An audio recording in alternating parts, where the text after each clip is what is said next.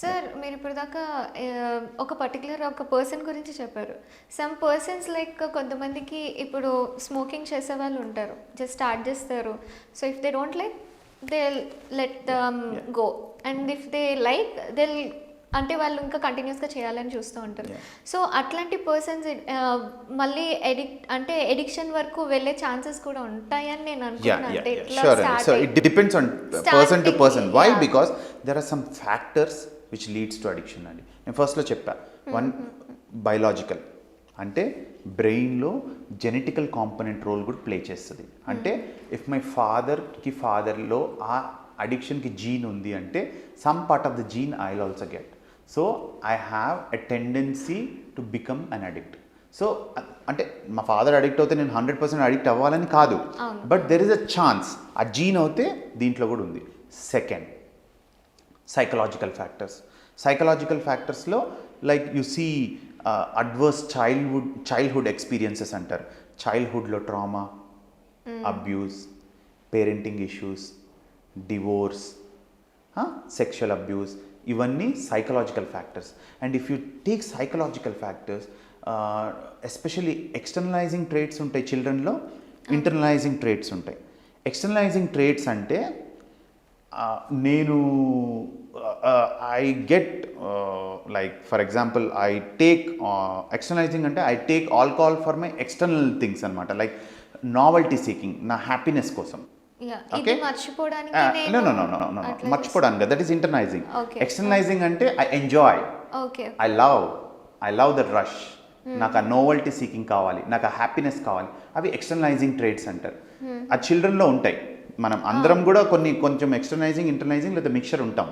Internalising traits అంటే they become calm, shy, reserve. వాళ్ళు దేనికి ట్రై చేస్తారు? ఎక్స్టర్నలైజింగ్ ఏమో దే వాంట్ ఎక్స్పెరిమెంట్, నాకు అది కావాలి, ఐ వాంట్ ఎంజాయ్. ఇంటర్నలైజింగ్ ఏమో అరే నాకు డల్గా ఉంది, నాకు నిరాశగా ఉంది, నాకు I'm not able to socialise, నాకు అందరితో కలవలేకపోతున్నాను, నాకు యాంగ్జైటీ వస్తుంది. So they take this drug so that they can talk in a better way, social communicate in a better way. So these might be psychological reasons. When it comes to the social reasons అంటే availability అండి. ఇంతకుముందు మన తాతల కాలంలో వాళ్ళ కాలంలో చూసుకుంటే మనకి ఇంత ఈజీగా దొరికేది కాదు. Now if you want a drug you are getting even in online. మన నియరెస్ట్ ఏరియాలో కూడా యాక్సెస్ పెరిగిపోయింది. యాక్సెస్ టు మనీ పెరిగింది చిల్డ్రన్కి, యాక్సెస్ టు డ్రగ్ పెరిగింది. At the same time the norms కదా సొసైటీలో. ఫర్ ఎగ్జాంపుల్ నా సొసైటీలో ఆల్కహాల్ 18 years తాగడం, మై మదర్ తాగుతుంది, ఫాదర్ తాగడం, it's normal. So I get expose to that కదా. My father is drinking, I'm drinking. So it is biological, psychological and social model. And as you said, ఒకరికి నచ్చుతుంది, ఒకరికి నచ్చదు, అది. So that what is అండి, it's all about perception. Addiction is also about bonding to the substance అనమాట. మనం exactly మీరు అన్నారు కదా హ్యాబిట్ అని, ఇది ఎక్స్ట్రా హ్యాబిట్ అనుకోవచ్చు, extra love to that substance అనుకోవచ్చు ఇన్ అనదర్ వే. బట్ బాండింగ్లో ఏమవుతుంది అంటే, ఫర్ ఎగ్జాంపుల్ ఇప్పుడు నాకు చెయ్యి ఫ్రాక్చర్ అయింది, నేను హాస్పిటల్కి వెళ్ళాను, they gave me pain killers, opioid, నాకు పెయిన్ తగ్గిపోయింది, నేను ఇంటికి వచ్చేసాను. This is one. Now the second part, నేను చాలా డిప్రెస్డ్ ఉన్నాను, లవ్ ఫెయిల్యూర్ అయింది, స్ట్రెస్లో ఉన్నాను, నా ఫ్రెండ్ ఓపియాయిడ్ డ్రగ్ యూజ్ చేస్తున్నాడు, ivy drug, and he told me that ఈ డ్రగ్ తీసుకుంటే నువ్వు రిలాక్స్ అవుతావు. Okay, the same opioid drug which doctor gave, morphine, for my hand fracture, అప్పుడేమో నాకేం అడిక్ట్ కాలేదు నేను. But now the situation has changed. Now I'm bonding this drug to my stress తగ్గించుకోవడానికి నేను తీసుకున్నాను. So I will like it more. So I will take it in a repeated way. It is all about perception అండి. How we bond నేను actually ఆ డ్రగ్ని happiness కోసం తీసుకుంటున్నానా లేదా పెయిన్ తగ్గించుకోవడానికి తీసుకుంటున్నాను. There only two principles, either pleasure or reduce the pain.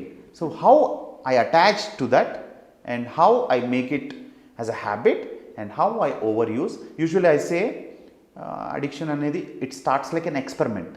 ఆ ఎక్స్పెరిమెంట్ ఎలా ఉంది అని, ఎక్స్పెరిమెంట్లో నచ్చుతుంది, నచ్చకపోవచ్చు.